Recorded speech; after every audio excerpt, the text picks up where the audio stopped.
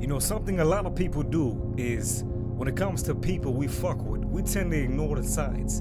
And the signs be right in front of us, and we can see those signs and know what it is. And we tend to want to ignore them or avoid them. You know what I mean? And it could be out of because you don't want it to be true, because you're avoiding the possibility of shit being true. So you avoid, you know what I mean, those signs and those red flags that you clearly see. You know what I mean? Because you don't want it to be true. You don't want it to be the reality, but the whole time it is. And we can't avoid that. And those red signs get to throwing it in your face more and more the more you ignore it. You know what I mean? The more you avoid it, it's going to be shown in your face more and more and more. That's why we can't ignore red flags. We can't ignore signs that we see in certain people that we should avoid.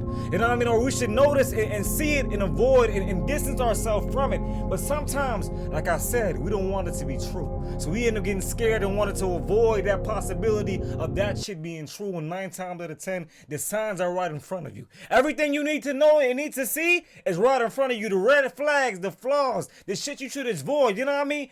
Whole time it be right in front of us, but we want to avoid those things because we don't want it to be true.